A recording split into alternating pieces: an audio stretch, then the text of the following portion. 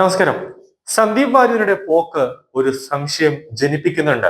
അതായത് ബി.ജെ.പിയിൽ നിന്നും സ്നേഹത്തിന്റെ കടയായ കോൺഗ്രസിലേക്ക് എത്തിയ സന്ദീപ് വാര്യർക്ക് വേണ്ട രീതിയിൽ സ്നേഹം കിട്ടിയില്ല എന്നത് കൊണ്ട് തന്നെ സന്ദീപ് വാര്യർ സ്നേഹത്തിന്റെ കട ഉപേക്ഷിച്ച് എല്ലാ പദവികൾ മാത്രം തേടി ആ പദവികൾ മാത്രം കിട്ടുന്ന മറ്റൊരു സ്നേഹത്തിന്റെ കടയിലേക്ക് പോകുമെന്ന് രാഷ്ട്രീയ നിരീക്ഷകർ ഇപ്പോൾ കണക്കുകൂട്ടുകയാണ്.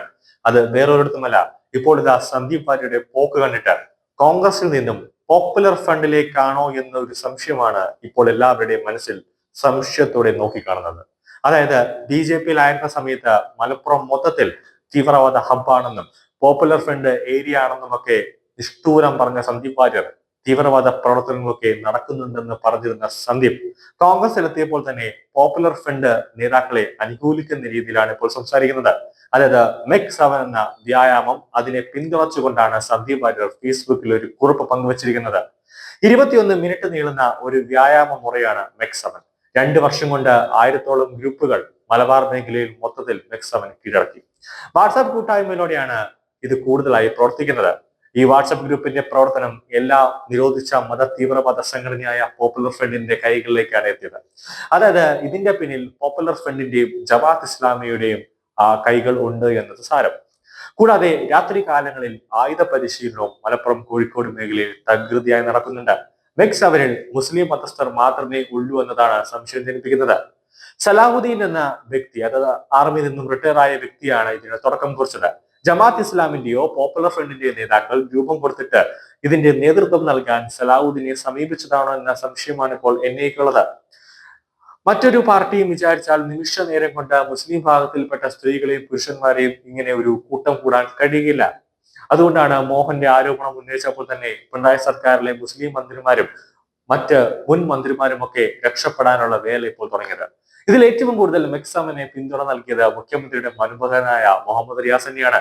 സന്ദീപ് വാര്യർ പറയുന്നത് മലപ്പുറത്ത് ആളുകൾ കൂടിയാൽ അത് തീവ്രവാദികളാണോ എന്നാണ്. വാര്യരുടെ ഒരു പോസ്റ്റ് നോക്കാം.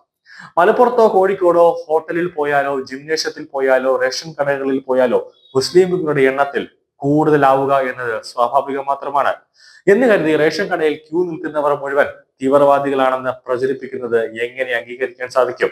ഈ നാട്ടിലെ മനുഷ്യർക്ക് വ്യായാമം ചെയ്യണമെങ്കിൽ പോലീസ് ക്ലിയറൻസ് സർട്ടിഫിക്കറ്റ് വേണോ എന്നാണ് സന്ദീപ് വാര്യരുടെ ഫേസ്ബുക്ക് പോസ്റ്റ്. അതായത് ഒരു സുപ്രഭാതത്തിൽ നിമിഷ നേരം കൊണ്ട് മലപ്പുറത്തും കോഴിക്കോടുമൊക്കെ വലിയ രീതിയിൽ ഒരു ആൾക്കൂട്ടം രൂപപ്പെട്ടാൽ സ്വാഭാവികമായിട്ടും നമ്മുടെ സംസ്ഥാനത്തിന്റെ സ്പെഷ്യൽ ബ്രാഞ്ചും സംസ്ഥാനത്തിന്റെ ഇന്റലിജൻസ് വിഭാഗവും ഒരു അന്വേഷണം നടത്തി അത് ADGPക്കും DGPക്കും റിപ്പോർട്ട് കൈമാറും. കൂടാതെ എല്ലാ ദിവസവും വൈകുന്നേരം ഒരു 5 മണി അല്ലെങ്കിൽ 4:30-5 മണി സമയത്ത് സ്റ്റേറ്റ് ഇന്റലിജൻസിന്റെ ഒരു റിപ്പോർട്ട്, അന്നത്തെ സംഭവങ്ങളെ ആസ്പദമാക്കിക്കൊണ്ട് റിപ്പോർട്ട് മുഖ്യമന്ത്രിയുടെ മേശപ്പുറത്തേക്ക് വെക്കും. ആ റിപ്പോർട്ട് വലിയ രീതിയിൽ ഗുരുതരമാണ്, അല്ലാതെ കേരളത്തിൽ ക്രമസമാധാനം തകരുന്ന ഒരു പ്രശ്നമാണ്, അല്ലെങ്കിൽ രാജ്യദ്രോഹപരമായ പ്രശ്നങ്ങൾ കേരളത്തിൽ നടക്കുന്നുണ്ട് എന്ന് കണ്ടെത്തി കഴിഞ്ഞാൽ സ്റ്റേറ്റ് ഹോം സെക്രട്ടറി അത് നേരെ കേന്ദ്ര ആഭ്യന്തര സെക്രട്ടറിയിലേക്ക് കൈമാറും. ആ ആഭ്യന്തര സെക്രട്ടറി ഫയൽ നേരെ അമിത്ഷായുടെ മുന്നിലേക്ക് പോകും. അവിടെ നിന്നിട്ടാണ് അമിത്ഷായാണ് അവസാനം തീരുമാനിക്കുന്നത് ഈ ഫയൽ NIAയുടെ കയ്യിലേക്ക് പോകണോ അതോ CBIയുടെ കയ്യിലേക്ക് പോകണോ അതോ കേന്ദ്ര IB അന്വേഷിച്ചതിന് ശേഷം എന്ത് തീരുമാനമെടുക്കണമെന്ന്. ഈ പോപ്പുലർ ഫ്രണ്ടിന്റെ ഒരു സംഘം ഇതിലുണ്ട് എന്ന് ആദ്യം അറിഞ്ഞപ്പോൾ തന്നെയാണ് NIAയോട്, അതായത് കൊച്ചി യൂണിറ്റിനോട് ഇത് അന്വേഷിച്ച് ഒരു പ്രാഥമിക റിപ്പോർട്ട് സമർപ്പിക്കാൻ കേന്ദ്രം ആദ്യമേ പറഞ്ഞത്. അതുകൊണ്ട് തന്നെയാണ് സന്ദീപ് വാര്യരുടെ പോക്ക് ഇപ്പോൾ പോപ്പുലർ ഫ്രണ്ടിലേക്കാണോ എന്ന സംശയത്തിലേക്ക് രാഷ്ട്രീയ നിരീക്ഷകർ എത്തുന്നത്. കാരണം അധികാരത്തിന്റെ കസേര മാത്രം മോഹിച്ചിട്ടാണ് സന്ദീപ് വാര്യർ ഇങ്ങനെ ഓരോ പാർട്ടിയിലേക്കും ഇങ്ങനെ കറങ്ങി നടക്കുന്നത്.